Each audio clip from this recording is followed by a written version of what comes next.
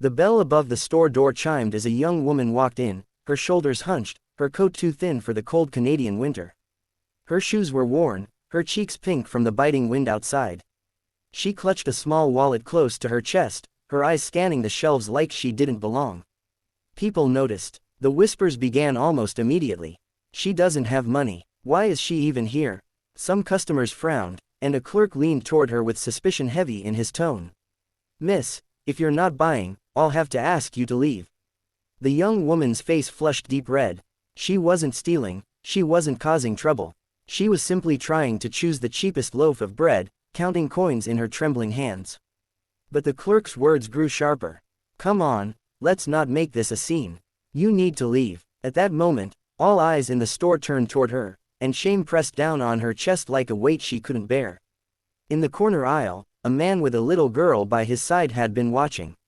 He was a single father, tall, weary from long workdays, but his eyes carried the quiet strength of someone who had been through storms himself.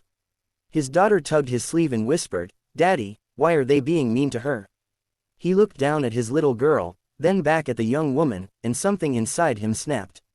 He pushed his cart forward, his voice steady but firm. She stays, or I go too. The entire store froze. The clerk blinked, confused. Sir, this doesn't concern you. But the father's jaw tightened. It does. Because you don't treat people this way. Not here, not anywhere. His daughter stood beside him, her small hand gripping his coat, her wide eyes showing the purity adults often forget. The man turned to the woman. You're not leaving. Take your time. The young woman's eyes filled with tears she couldn't hold back. For weeks, she had been invisible, overlooked, or judged. But this stranger, this father with a child, saw her as human. Customers shifted uncomfortably, a few lowering their eyes in shame. The clerk stammered, unsure of what to do. Finally, he muttered, "Fine," and turned away, but the damage had already been done. The father reached into his pocket and placed a $20 bill on the counter. Cover her bread, and whatever else she needs, he said. The young woman shook her head, embarrassed. No, I can't take that. His voice softened, but carried weight. You're not taking it, you're letting someone help, just this once.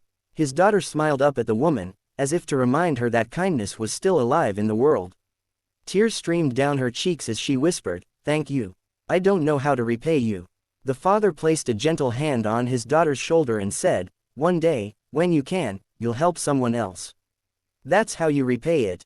The store felt different after that. The silence was heavy, but also full of unspoken lessons. The young woman walked out with her bread and milk, her head held a little higher than when she entered. The father and his daughter continued shopping, but his little girl kept looking up at him with pride shining in her eyes. She had just watched her dad teach her the greatest lesson of all, that standing up for someone costs nothing, but it can mean everything. That day, in a small Canadian grocery store, a single dad reminded everyone that kindness is stronger than judgment, and compassion is louder than cruelty. And somewhere down the line, that young woman would remember his words, and when life gave her the chance, she would pass that same kindness forward.